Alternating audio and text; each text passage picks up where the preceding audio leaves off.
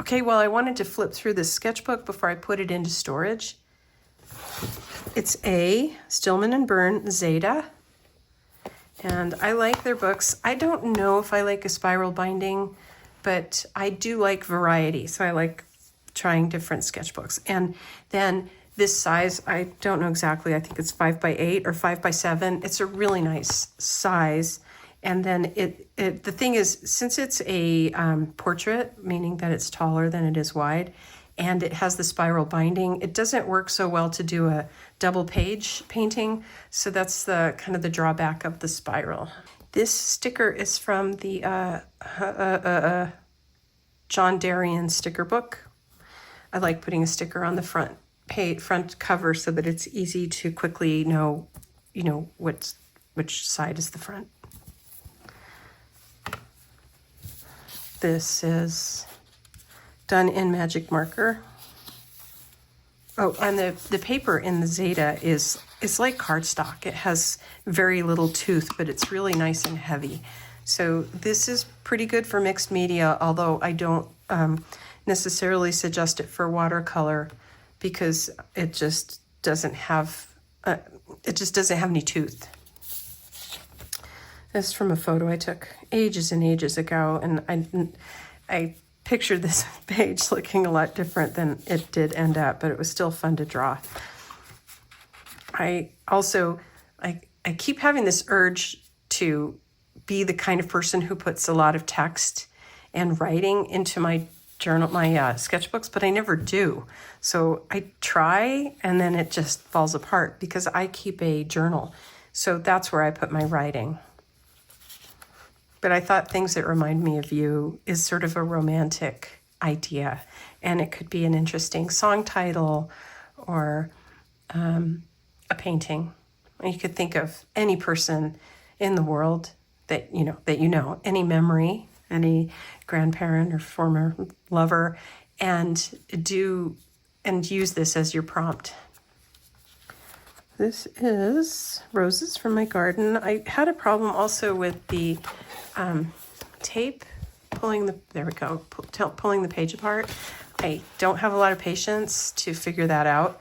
I just put the tape down and then I pull it off and then it rips. I know how to do it. There are ways to mellow the adhesive, and also there are ways to pull it off more slowly, but because it's a sketchbook, I just am sort of impatient. I was doing some research about the gansai tambi colors, and I think the travel set is more inks or watercolors, and I think the paints are more gouache-like. They're sort of soft gouache. They almost feel like you get them wet, they feel sort of like lipstick. And I was just playing. I wanted to see. I watched some videos and watched some other people do it. So I have one set that's the opalescent. I have one set that's a little travel kit, and it's not the same as the one I just showed you. So you see a deal on something, you buy it to see if you can figure it out. Experiment. I like the way other people draw glass, so I wanted to do my own. And this, I think it was the paint left over in the pan, and I painted the heart, so waited for it to dry, and then it's like one of those, like, I need to do art, I can't think of what to do, so I just would put on a TV show, and so there's no meaning to this except to just make sure that I spend time doing art. This one I felt pretty good about. It came out a little bit dark. I think I used the mother color concept. I don't remember which color it was, but in the mother color concept, you pick a color from your palette. Either you pre-mix it, or you just pick one of your colors, and you make sure it's always in all the others. It might have been the yellow, this sort of dirty yellow. But what it does is it makes everything look like it belongs together. It's like adding a filter in Photoshop. I believe this is gouache with colored pencil. And I just put together a little still life on my table. And this is a drawing of my dog quickly while she was lying down. This was a weird day. So see, I had to turn the page. I had to turn the book to get to a landscape page instead of just doing a double truck. So we couldn't be in the house. I forgot why. It was some part of the construction. So we were out in the barn and it was really hot and everything was annoying. I don't remember. That's funny. I don't remember why. I just remember that it was annoying. And then I didn't really like this page. But so it's from our barn looking out at my garden shed. So this is my garden shed. That's not quite right. But I mean, you don't know that because you weren't there at the time. But as a photographer, it's a struggle for me because I look at it and I'm like, oh no, but these were a lot wider and this should be the same size as that one. And there's one extra door I'm missing and da. So the conversation in my head gets pretty noisy. This was one of those things where you put the paper down in strong sunlight and then you trace the plant, trace the shadow of the plant. And this was really very satisfying. So I think I want to do more of these. This is from a photo. I don't know why I said photo like that. But I think most of these are from photos. There's a plant that we have here called cleome. I think this is a cleome. And I think that the way, I don't know if you can tell, you see the shininess? I think that means I was using this. The gansai paints have sort of like a bumpy sheen to them. They don't really lay all the way down. I don't know, I can't get this off. This is the Art Nouveau set. So I think that is what it is. Or I started with a different set of paints and then I finished with this one and I can see that I drew on top. So these are fun. If you see them on sale, you should get some.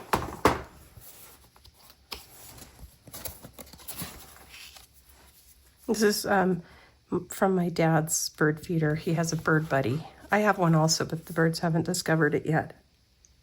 Well, I mean, the magpies have. So I put kind of what can I think of the word? Like a fence thing around it, but now nobody will go into it. So I got to rethink that. And then this, I had this total idea of how this was going to go. But the background color that I put down was too bright. It was meant to be a picture of my salad. But the colors that I put on top are too transparent and didn't block out the pink. So it looks like this weird hot pink salad. Like pop art almost. Magic marker, I believe. Colored pencil. This is one of those. I went to, I think I was on Pinterest just looking for pictures to draw. And I thought I would try a limited palette. Totally didn't. It didn't pan out. This whole book is kind of a blah for me. Let's see if we can find one that I do like. This is from a photo I took in Japan.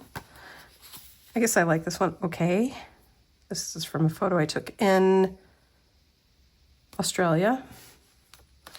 This is a self-portrait and I liked it and decided to stop drawing or painting right when I realized I liked it. Because I tend to overwork things and screw them up. It doesn't look like, this is a bandana with a yellow part. And then this is on the shirt itself. So, but I kind of like that you can't tell. And then I had just finished Anne Rule's book about Ted Bundy. So I found a photo of him and painted him. And then this is a photo that my son keeps resending me of me being cranky at the restaurant in Australia. I sat down and I was like, I do not like kids. I forgot why. I think it's because kids at the buffet, the breakfast buffet at the hotel, they kept putting their hands in the food or something. I just remember being so grumpy. So he took a picture and the picture captured how I felt. And then so he keeps resending it to me in text messages. So I thought I'd paint it. And I forget where this photo was taken, but it's, you know, do I try to make sure it looks like me, or do I just work on other things I need to work on, such as how do I show salt and pepper hair? And then this actually was a really good exercise. I have these times when I can't think of what to paint or draw, but I feel like I should do something. So I pre-drew these squares, rectangles, and then I just did a little painting inside each one. And I did end up painting this one large. I painted this one large. This is the weirdest. If you look at my previous video that I just posted like a week and a half ago, this is the entrance to an amusement park across the Sydney Harbor. And when you walk in underneath the teeth. It's the strangest. What is it called? I'll put it here on the video. This is the view out back. This is when I walk the dog at the farthest point away looking east. There are always these fields and little buildings and stuff. This is, what is this? Oh, the trees in Australia that have these branches that go up, and then the leaves sit on top, kind of almost like a toupee. And so I'm always trying to capture that. I think I made this. Oh no, I didn't make this one up. It's a close up from here. And then this is the neighbor's house that I can see from if I stand a certain way, because our properties are all pretty far apart out here in the country. I can just barely see their house through the trees. Bad self-portrait. Although anyone who knows me knows that's me. So maybe it's a good self-portrait. And then this, I did the dots, and then I didn't want to leave the page undone. So I went into I just keep a Pinterest board of images to paint from, and I grabbed this one and did it. This is a tree that I really love outside my house. I don't know if you can see, but the paint is sparkly. Look right here. Let's see. How can I get this? Well, you'll just have to believe me. Paint sparkly. Then this is the weird long version of me, but if you look at it shortened, maybe it looks more. Because I have a very small head. But somehow I made it very long. But this is my thing. Lately is wearing a bandana, and I wanted to capture that. Then I thought this didn't really work out. It was a plan that I had, and then it fell apart because I'm just not good at month-long challenges. But I thought maybe in January I would do things in my life, because I had been focusing on other people's pictures and, well, no, these are from Australia, but just travel photos and other stuff. And I thought I need to bring it closer. So I called this, what did I call it? I think I called it Close to Home or something. So I could try to do more of the things in my current life. So this was the first page, and this is my favorite coffee cup. So I kind of did a page of it, including the design that's on the cup I drew here in the background. And then a drawing of a photo of me. Another close to home thing, my grandmother's sugar bowl. And then I did the same thing. I drew the little background pattern. It ends up looking almost sort of like amoeba or something. I don't know if sorry about the shadow. I'm still in my temporary art studio. I hope within a month to be up in my regular art studio. And then these are paintings of our dogs. This is Axel, and I believe the other ones are all Trixie. Trying to work on that value is more important than color. And Yeah, so that's it. And trying to not fuss the details. There's an artist, I can see by the glint that this is also the gansai paint.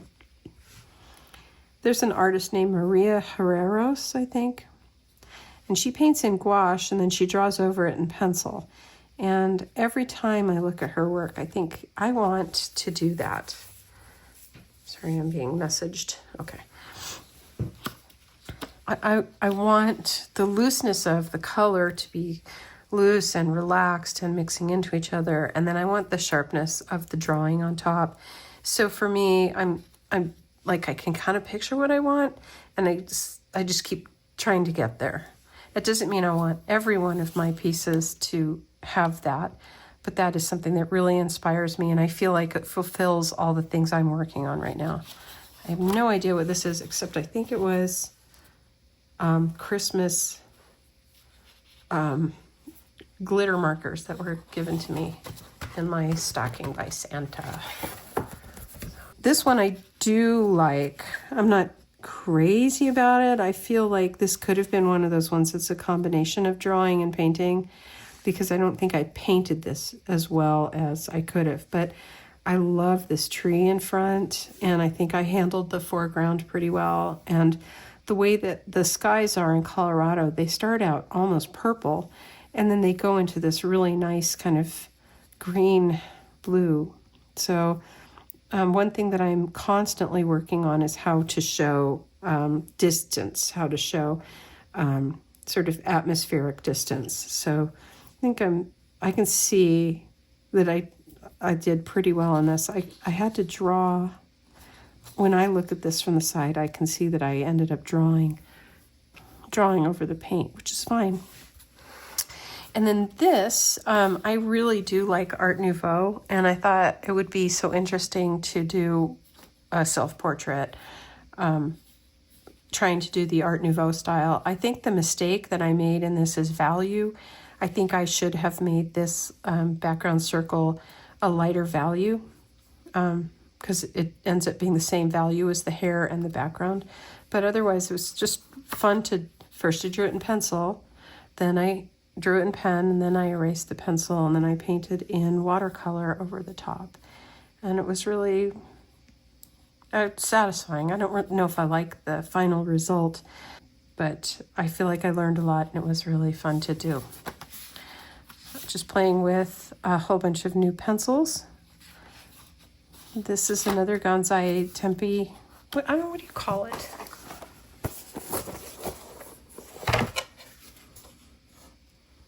It doesn't say it anywhere. Gansai tambi. Anyway, these things. However you say it. Gansai tambi. You can tell that I can tell because it has this sort of shininess. A glossy look. And this is just playing from a photo that I took from my garden, and I wanted to just play. I think what I wanted to do was work on the 3D-ness of the center part, and then these are those little sort of, I don't know the names of the flower parts, but these are sort of colored petal, and then the outer petal, and I don't know, kind of like it. Didn't like the first thing, did a second thing, didn't like that also. But then I realized I did like the shape of the petals, so I did it again, just playing. I had a bunch of new supplies, and I was just playing. And I don't really like this book very much, which is fun because it makes it a throwaway book, which makes you more relaxed. I actually really do like this one. Every time I do a pink sky or yellow sky, I'm very happy with the results. I think there's something about the skies, and I like the sky in that one. And then also, there's this, like, maybe it's the inner critic that tells me everything has to be connected. But when you actually look at a photo of leaves or the way other people depict leaves, every leaf doesn't always connect to every branch. It's this literalness that really bogs me down, where is it okay to have a branch that's just out in the middle of nowhere, or leaves or dots that aren't connected to the branch. So like this is in a way triggering to the part of me that wants to be perfect. However, on the other hand, I don't know what perfect looks like in a painting, but I feel like this is more of what I want to paint like. And I tend to, if you look at my Instagram, I tend to have really messy skies instead of all one color smooth the same. And I think that's really interesting. I notice that about myself. Although I'm not ready to fix it, I can just see that for me, when I look at the sky, I see wisps of clouds and the variation as it comes from up to down, and sometimes pollution going down to up. And so there's a lot going on in the sky. And I think having a really active, textury, messy sky is how I feel about the sky. So I think that's an interesting thing that I'm just sort of like a quiet storyline that I'm following. This was Valentine's Day. I was feeling grumpy. I thought I just grabbed this from Pinterest, this image. Oh, it might have been from Unsplash. There's a website called Unsplash, which has copyright-free images that you can use. And quite often I just will flip through, find something that interests me, and instead of downloading it and all that, I just take a screenshot. So, yeah, see, I wrote Unsplash. Here I just decided I was going to do a moth. I have no idea why. So I looked online for one, found one, and painted it. This one I copied from Jennifer Wilkin Pennick. She is an art teacher whom I follow on Instagram. I posted an image of this on Instagram, and then I realized I missed one of the circles. So if you saw this on Instagram, it's slightly different because I filled in one of the circles, but I don't remember which one. A quickie. And then I just did, so today's the 11th, and I did this one 2 days ago. I used the gansai tambi paints, or tambi paints. Gansai tambi. I don't know why I can't make it's like Chat GPT. My brain wants to say Chat GPT, and I don't know why, and it's stuck. I like fabrics in the background, I realize. And even though in the photo that I used from an interior design book, in the photo, these two chairs were the same height, but I'm trying really hard to not get hung up on stuff like that. But I did really like painting the fabric in the background. So I think that's another sort of lesson to myself. Oh, I know. I was like, why is this in here? I don't remember doing it. Sometimes I work from the back to the front. When I really want something that's throwaway, like if I'm testing materials, I'll work on the back pages. So this was, let's see, 5 months ago. Self-portrait. So these are Stadler markers, however you say it, Gansai tambi. with a little bit of water. And I was really excited to see Stadler. I was really excited to see how they wash out. So that's what this was. And I was packing for a trip in just a couple of days. So I made sure to bring a couple of these markers. Same here. I was just doing it again. And then, so I did this. And I thought, wow, the page is really empty. And we have this chucker partridge that lives on our property. And he or they have so much personality. So I went through my photos and found some. Because I photograph him obsessively, or her, or them. I have no idea. And I added chucker partridges. And then I guess this is another pencil test with no date. I don't even, no, I was going to say I don't know where it's from. And then I thought maybe I did, but I don't. I have no idea where this location is. I have a feeling it's an alley in Fort Collins, but it could have just also been from online. So that's it, kind of a fall flat ending. Thanks for watching, and let me know what you think.